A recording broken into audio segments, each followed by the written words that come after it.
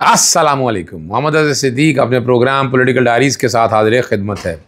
7 अप्रैल अगला हफ्ता शुरू हो चुका है और लाहौर हाई कोर्ट में बहुत ही अहम केसेस हैं। नज़रबंदी आर्बिट्रेरी डिटेंशन के हवाले से वो बात है, उस पर बड़ी लंबी चौड़ी बातें होनी है, बहुत डिटेल में डिस्कशंस होनी है सारी, और कोशिश होगी कि अब तक वो सारी बातें रखें। मखसूस नशिस्तों का सेक्शन 144 के नफाज का ये सारे मामला जो है ना लाहौर हाई कोर्ट के सामने आने हैं। मैं तफसीली बात करूँगा। नजम सेठी ने जो बात की अमेरिका के डेवलपमेंट के कॉन्टेक्स्ट के, बिल के कॉन्टेक्स्ट के, वो बड़ी, और क्या बिलावल ने इस्लामोफोबिया का मामला या फेडा वाला मामला हल किया था। हकायक इसके बारक्स हैं। हकायक आपके सामने होना चाहिए। पाकिस्तान तहरीक इंसाफ ने बेहतरीन कामयाब हिकम कराची में बहुत बड़ा मुजाहरा किया और बड़ी बात है। और मुराद सईद ने जो पैगाम दिया है वो बड़ा सोचने वाला पैगाम है। सबसे पहले तो आपके सामने बताते चलें, लाहौर हाई कोर्ट में 5 रुकनी bench, 5 member bench, justice chief justice Aaliya Neelum साहिबा, justice Chaudhry Mohammad Iqbal, justice Farooq Haider, justice Amjad Rafiq और justice Khalid Ishaq, 5 member bench है। इस सारे मामले को देखेगा और अमल दरामद रुका हुआ है 1 नवंबर से 2024 से। उसके बाद देखें क्या क्या कि मुल्क में लाकानूनी था कि क्या हालात बुरे हो गए आपके सामने, लेकिन सियासी इंजीनियरिंग हो रही थी और मैंने वो सारी चीज़ें तकरीबन इकट्ठी कर दी हैं। 144 का नफाज, PNL के लिस्ट में डालना, पीका एक्ट, डेफेमेशन का कानून, ट्विटर पे पाबंदी, ये सारी चीज़ें अगर समझ में आ जाएं आपको तो समझ आ जाएगी आवाज़ बंद की बुनियादी हकूक़ तोड़े जा रहे हैं। ये मैंने सारी मुतफ़रक़ दरख्वास्त के ज़रिए ये रिकॉर्ड के ऊपर चीज़ें लगाई हैं, जहाँ मैंने ये सारी चीज़ों का इजहार किया है। यहाँ ये सारे हालात और वाक़यात मैंने आपके सामने रखे हैं, अदालत के सामने मैंने रखे हैं। जवाब मैंने दाखिल किया और वहाँ मैं ये साबित करूँगा कि ये जो जिस तरीक़ाकार से ये सारा मामला गया है, यार जिस तरह से सियासी इंजीनियरिंग से इस्तेमाल हो रहा है, सेक्शन 3 आर्टिकल 10A के बाद तब्दील होना ज़रूरी है। Right to fair trial and due process of law को सामने रखते तब्दील होना बहुत ज़रूरी है। और उसके लिए पहले आपको, जब तक आप राइट ऑफ हेयरिंग नहीं देंगे, आप बंद करना चाहते हैं, किसी को उठा कर रखना चाहते हैं, उसे मौका दें, हेयरिंग दें, सुने उसकी बात, उसके बाद डिटेंशन ऑर्डर जारी करें आप, अगर आप करना चाहते हैं। मगर ये नहीं है डिटेंशन ऑर्डर उठा के जेल में डाल दें। किस बुनियाद पर जेल में डाल दें आप उसको? यहाँ तो तादाद ही है, उठाया पड़ के जेल में डाल दिया आपने पड़, और पूरी तादाद मैंने बताई कि 2022 के अंदर 10,000 के करीब, फिर 4,770 2023 के अंदर, फिर 2024 के अंदर नज़रबंदी के ऑर्डर सारे वो रिकॉर्ड का हिस्सा हैं। बड़ी तेज़ी से तादाद, एक एक चीज़ मैंने सारी सामने रखी है जो मैं सामने। फिर मैंने 144 का नफाज, 144 के नफाज के बाद जितनी FIR दर्ज हुई, लाए ना ज़रा कौन सी FIR है, किसके खिलाफ दर्ज हुई है FIR है। 144 का इस्तेमाल तो पॉलिटिकल इंजीनियरिंग के लिए इस्तेमाल हो रहा है।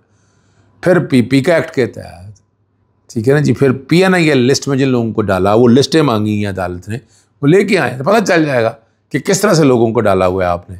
सारी चीज़ क्लियर हो जाएगी, कोई डाउट नहीं रह जाएगा इस सारी बात को सामने रखते हुए। तो ये वो सारी अब चीज़ें अदालत के सामने इंशाल्लाह सुबह डिस्कस होंगी आज। और 144 का नफाज है, जस्टिस फ़ारूक हैदर से लगी हुई है। मेरी कोशिश होगी ये भी सारा हाई कोर्ट के लार्जर बेंच के सामने आ जाए, एक ही दफ़ा सारे मैटर्स को रख के वो डिसाइड कर दे तो कोई हर्ज नहीं। मखसूस नशिस्तों के वाले जस्टिस खालिद इसाक से पास है, वो पाकिस्तान तहरीक इंसाफ का हक़ है, लेकिन छीन लिया गया और वो कोशिश की गई है कि उन लोगों को दे दिया जाए जिनका इस पर हक़ नहीं।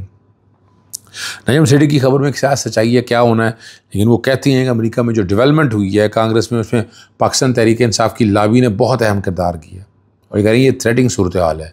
एस्टैब्लिशमेंट हुकूमत के लिए क्या हो गया, बिल वाली बात आगे बढ़ गई तो बहुत मसला हो जाएगा। और अभी 20 अप्रैल को पाकिस्तान की सूरत हाल पर कांग्रेस के अंदर कॉन्फ्रेंस भी बुलाई गई है। ये बातें सारी, यानी तकलीफ से बात तो है, लेकिन इनको सेटल डाउन करना है, करें सेटल डाउन। एस्टैब्लिशमेंट आ गया है, हुकूमत आ गया, तभी काम करें। और यहाँ जो बात है ना,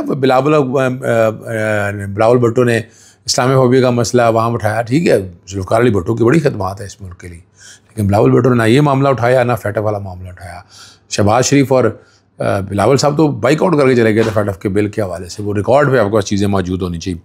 कराची प्रेस क्लब में पाकिस्तान तहरीक इंसाफ की मेज़बानी में होने वाला एहतजाज वाज़ेह तौर पर साबित कर दिया कि सिंध में तमाम सियासी जमातें अपने सूबे के मफादात के लिए यकजहती का मुजाहरा इकट्ठी होंगी, और ये पैगाम सारा इकट्ठे होकर दिया। खुद सिंध के हकूक़ कुर्बानी से दरेग नहीं करेंगे, और हुकूमत होश के नाखुन ना लिए तो अपने फैसला पर नज़रसानी ना की तो तमाम सियासी जमात के साथ मिलकर सख्त और जमल देंगे। ये बात बड़ी वाज़ेह तौर पर आ गई। अच्छा, एक बात जो कहा जा रहा है कि चिकन की कीमतें जो है देखें वो ज़्यादा थी पहले। प्रोडक्शन, कॉस्ट ऑफ प्रोडक्शन और होती थी, ठीक है, उसके बाद मार्केट में जब आती थी और होती थी। यानी ये हुकूमत ज़बरदस्ती कहती है सस्ती दें, सस्ती कैसे दे सकते हैं? मार्केट में जो चीज़ सामने है वो दस्तयाब है, वो अवेलेबल है मार्केट में। अब आप कंट्रोल रेट पे देना चाहें, ठीक है, सब्सिडी देना चाहते हैं अपनी जगह, लेकिन आप किसी को मजबूर नहीं कर सकते कि वो नीचे आएँ। तो इसमें कहा कि कॉस्ट ऑफ प्रोडक्शन और जेन्युइन राइट। अच्छा, इसी में आपको याद है वो भी लगा हुआ है अपना जो टेस्ट वालों की रिपोर्ट, टेस्ट इतने हज़ारों रुपया टेस्टों की कीमतों में छीना जाता है, जेबों से निकाला जाता है, जेबों से निकाला जाता है। तो और करें इस बात के ऊपर। और वो कॉस्टिंग फैक्टर है, वो उसकी हियरिंग चल रही है, और उसमें ये सारी चीज़ें जस्टिस राहील कमरान शेख के पास है, वो भी आज समाअत है। और देखें, लेट्स सी, मुराद सईद ने मुस्तकबिल का लाएअमल दे दी है। उन्होंने कहा हमारी तहरीक जो है ना इमरान खान तक रसाई के लिए नहीं, बल्कि इमरान खान की रही और आइन और कानून की बहाली के लिए। इमरान खान ने जो धरने की कॉल दी है मुंतखब अराकीन से, और इमरान खान की बहनों ने बात कह रहे हैं, मुंतखब अराकीन से अपील है कि साथ लाएअमल तय करें। और जो नौजवान बैठे हुए उन्होंने कहा, और उन्होंने कहा जमान पाक और बनी काला में इमरान खान की हिफाजत पर पेशवर फ्रंट के तौर पर हशर बर्पा रखा सारा वो रिकॉर्ड हशर बर्पा किया गया, लेकिन उसके बावजूद यहाँ खड़े गए। और इन नौजवानों के सामने हम तहरीक का आगाज़ करने वाले हैं। यानी तहरीक का आगाज़ जो है ना वो बाकायदा कह दिया गया है कि इस तहरीक को आगे की तरफ लेकर जाएं।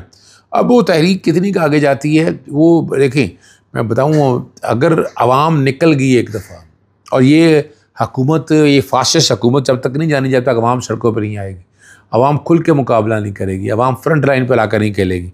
आवाम का फ्रंट लाइन पर खेलना बड़ा ज़रूरी है। वो ठीक है, ये सारे अपनी जगह चलते रहें, नज़रबंदियाँ दूसरे सूबे में होती रहें, अपना वो तो इस्लामाबाद में नज़रबंदी का कानून ख़त्म हो गया, आपको पता है, वहाँ भी अल्ट्रा वारी डिक्लेयर हो गया हुआ है, और वहाँ भी ख़त्म हो चुका है नज़रबंदी का कानून, ठीक है ना जी। तो ये, और यहाँ अगर आप अगर आगे लेके जाना है ना तो आवाम को निकलना होगा, या गली मोहल्ले में, स्ट्रीट लेवल पे, छोटी मोटी जितनी भी हैं, वो आपको एक तरह के एहतजाज, जलसे जुलूस करने पड़ेंगे। वो जलसे जुलूस करेंगे और आवाम सड़कों पे बाहर निकलेगी तब होगी, लेकिन निकलने नहीं दिया। पाकिस्तान तहरीक इंसाफ इमरान खान के दौर में लॉन्ग मार्च हुए, सारी चीज़ें हुई, इमरान खान ने रोका नहीं, उनको फैसिलिटेट किया। लेकिन इमरान खान की दफ़ा जब धरने और लॉन्ग मार्च की बात आई, क्या हाल किया, मार मार कर आदमुआ कर दिया। अप्रैल की बात है, मैंने उसमें बाकायदा जुडिशल इंक्वायरी कराने के हवाले से मैंने पिटीशन दायर की थी, और उस पर बाकायदा ट्राइब्यूनल भी बन गया था, लेकिन जुडिशल इंक्वायरी की रिपोर्ट आज तक नहीं आ सकी। जब यास्मीन अशरफ की गाड़ी तोड़ी गई थी, और सारा चीज़ें रिकॉर्ड के ऊपर है। मैं कोई ऐसी चीज़ रिकॉर्ड से हट के बात नहीं करना चाहता, हर चीज़ रिकॉर्ड के ऊपर दस्तयाब है, अवेलेबल है, लेकिन उस पर अमल दरामद होता है ना। अख्तर बैंगल, मैं आखिरी बात जो आपके सामने मैंने रखनी है वो अख्तर बैंगल की नज़रबंदी के अहकाम जारी कर दिए।